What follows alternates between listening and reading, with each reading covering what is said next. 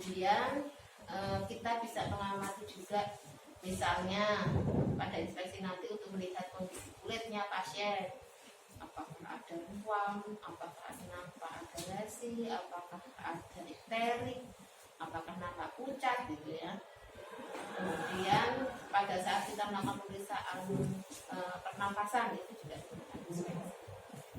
Kemudian inspeksi apa lagi? Palpasi itu pemeriksaan dengan menggunakan perabaan. Nah, palpasi ini juga bisa kita lakukan pada saat nanti pemeriksaan nadi, itu juga dengan palpasi. Kemudian tekanan darah, kemudian pada saat kita meraba apakah ada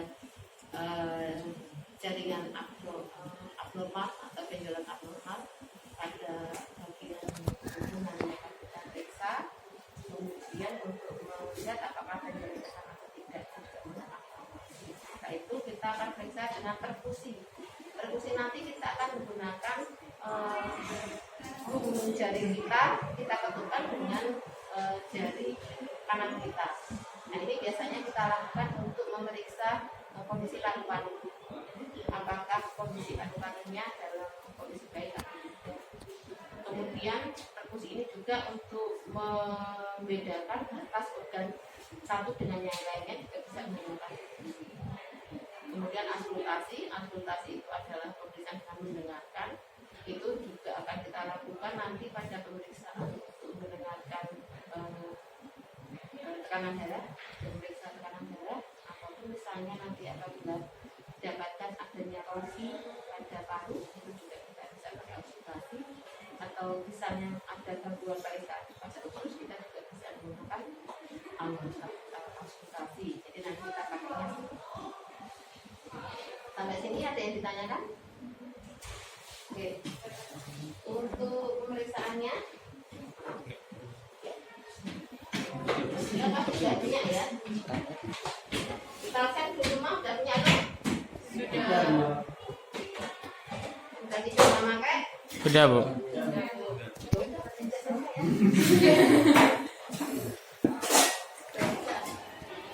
Jadi ada sih yang praktek ya?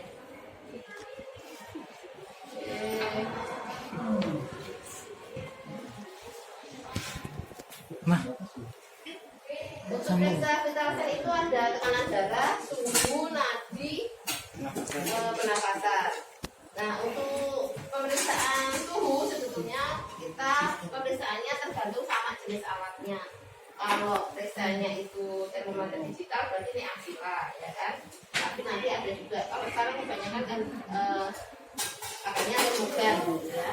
Kalau itu ya sudah tinggal kita tegakkan aja tanpa menyentuh. Kalau pakai telinga ya kita masukkan di lubang telinganya. Jadi tergantung sama jenis alatnya aja. Kemudian penempatan alatnya itu karena kita tidak kigel ya. Jadi kita kalau periksa di sebelah kanan pasiennya, sebelah kanan pasien. Nah, untuk yang kita lakukan urutannya sebenarnya pada prinsipnya tadi pastikan senyaman mungkin. Jadi kalau pasiennya nanti periksanya itu ada yang tiduran, ada yang harus berdiri, maka selesaikan dulu salah satunya. Kalau memang kita butuh pasiennya nanti periksa dengan berdiri, selesaikan dulu item yang berdirinya, baru nanti ke tiduran. Nah, yang kita periksa pada saat menggunakan berdiri itu adalah untuk periksa termometri. Fungsinya untuk mengukur status gizi pasien. Status gizi itu bisa pakai berat badan, tinggi badan, dan lingkar lengan. Ya, lingkar lengan itu lingkar lengan atas untuk mengukur apakah pasiennya mengalami KIK atau tidak. KIK itu kekurangan singkatan dari apa? Kekurangan energi kronis. Ya, jadi kekurangan energi yang berkepanjangan. Biasanya lingkar lengannya kecil, kurang dari 20.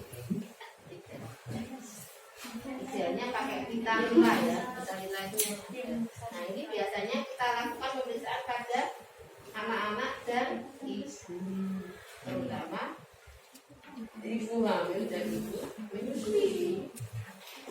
Kalau kalau dia aja mengalami kekurangan energi kok hamil gitu ya. Jadi dikhawatirkan itu nanti anaknya juga mengalami hal itu. Oke, untuk antropometri kita akan melakukan pemeriksaan berat badan dan tinggi badan. Berat badan nanti ada yang pakainya digital, ada yang gas ini ya. Jadi pastikan kalau mau dipakai itu kita lihat pada tegak lurus itu indikatornya harus 0. Belum 0. Jadi harus 0.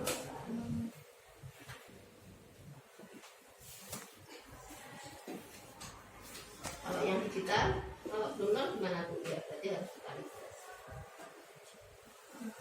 Atau dipastikan baterainya jangan-jangan habis. Nah, mungkin hal simpel ya. Kalau kita lihat timbangan kan seringnya naruhnya kayak gini ya. Prinsipnya kalau orang mau ditimbang itu harus posisinya tegak lurus. Menggunakan pakaian seminim mungkin. Seminim mungkin lanjut terus disuruh pakai underwear gitu ya. Jadi kalau double-double ya pakailah satu lapis aja. Jadi kalau pakai jaket ya jaketnya sepatunya aja sebenarnya segini loh. Lepas. Apalagi kalau nanti ngantongin emas 3 kilo ya. Kalau dikasih sama saya juga penting. Nah, yang sering kadang-kadang kalau periksa kan kayak apa namanya timbangan kayak ini sudah nggak salah sebenarnya ya, karena nggak terlalu mepet sama dinding sehingga yang diperiksa itu nggak sampai kalau kemepet kan nanti bisa jatuh, ya kan? Ini udah benar sebenarnya posisinya udah bisa tegak lurus. Cuma yang mau baca kira-kira apa ya ini?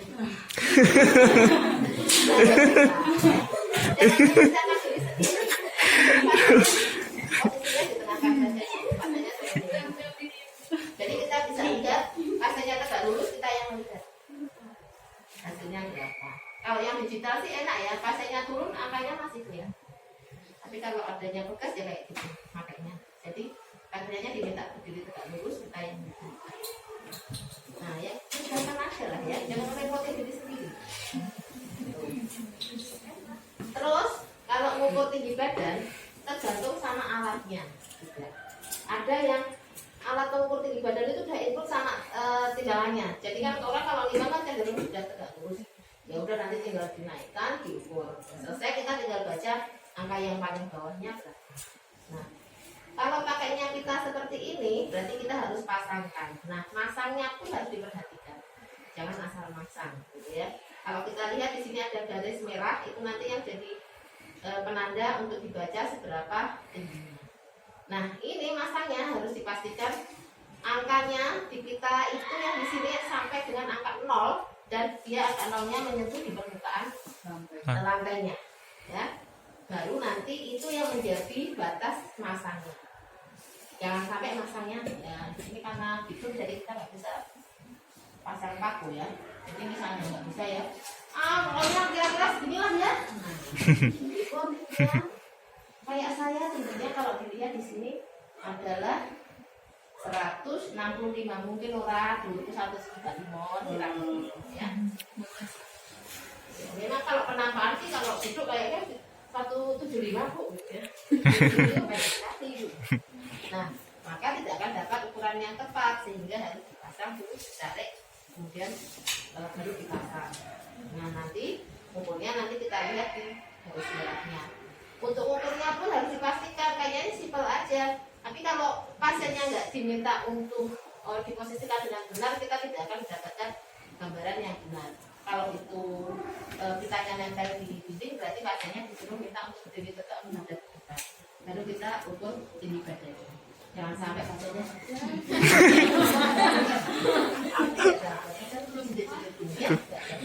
nah, sehingga nanti kalau pakai ini kan ini sebenarnya udah siku jadinya enak. Nah, terus kalau yang kitanya udah nempel Bu, nah ini berarti kita harus punya alat untuk memastikan tingginya pas. Idealnya ya memang kita harus punya siku, bentuknya siku. Kalau enggak nanti pakai penggaris Bu, yo garis nanti mau pas-pasin gitu ya. Jadi nggak lurus mentiung gini ya. Nah, pastikan bentuknya siku sehingga nanti akan mendapatkan tinggi yang sesuai. untuk ukur tinggi badan. Nah, tinggi badan dan berat badan ini digunakan sebagai indikator untuk mengukur status gizi, yaitu mengukur IMT. Apa itu IMT? Indeks massa tubuh. Rumusnya gimana? Berat badan dibagi